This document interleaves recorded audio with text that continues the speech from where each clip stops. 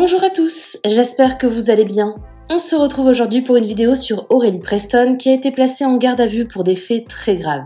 En effet, hier soir, BFM TV a fait des révélations chocs concernant Aurélie, l'ex-candidate des Anges. La jeune femme a été placée en garde à vue ce lundi 5 août dans les locaux de la police judiciaire de Versailles. Aurélie est soupçonnée d'avoir commandité une très violente séquestration au domicile d'un membre de la famille de son ex-chéri. BFM détaille ce qui s'est passé exactement et comme vous allez le voir, ça va vraiment très loin. Je vous lis l'article de BFM TV et je vous mets en description le lien pour ceux que ça intéresse. Selon les informations de BFM TV, Aurélie Preston, 32 ans, qui a participé à plusieurs émissions de télé-réalité avant de se lancer dans la chanson, a été placée en garde à vue lundi 5 août dans les locaux de la police judiciaire de Versailles. La jeune femme est soupçonnée d'avoir commandité une très violente séquestration au domicile d'un membre de la famille de son ex-petite amie.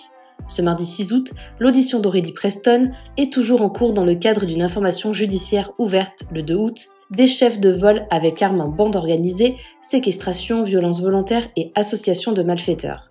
Une information confirmée à BFM TV par Maryvonne Caillebotte, la procureure de la République de Versailles. Deux autres suspects, un proche de l'influenceuse et un homme suspecté d'avoir participé à l'agression, ont également été placés en garde à vue et sont interrogés par les enquêteurs de la brigade de répression du banditisme de la PJ versaillaise. Les faits remontent au 25 juin dernier à Versailles. Ce jour-là, un homme entend sonner à sa porte. En ouvrant, il fait face à un livreur de fleurs. Mais très vite, la situation dégénère. Le livreur se jette sur la victime, accompagné par deux complices. L'occupant des lieux est menacé avec une arme de poing avant d'être roué de coups, notamment au visage.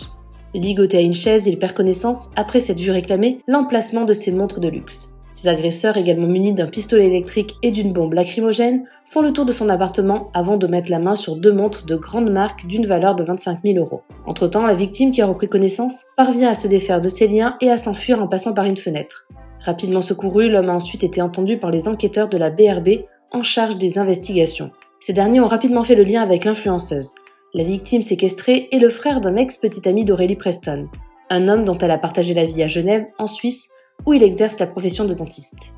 Dans plusieurs vidéos diffusées sur internet, l'influenceuse, aperçue notamment dans les émissions de télé-réalité Les Marseillais en Thaïlande, Les Ch'tis versus les Marseillais et La Villa des Cœurs Brisés, a soutenu avoir vécu un enfer avec ce compagnon auquel elle reproche des travaux sur sa dentition. Elle a chiffré son préjudice à plus de 100 000 €. Elle est soupçonnée d'avoir recruté les auteurs de cette séquestration et de ce vol pour se venger de son ex-petite amie, confie une source proche de l'affaire. Le proche d'Aurélie Preston, placé en garde à vue, est suspecté d'avoir joué le rôle d'intermédiaire. L'un des agresseurs présumés a été interpellé à Villepinte, en Seine-Saint-Denis. Les gardes à vue en cours peuvent durer jusqu'à 96 heures.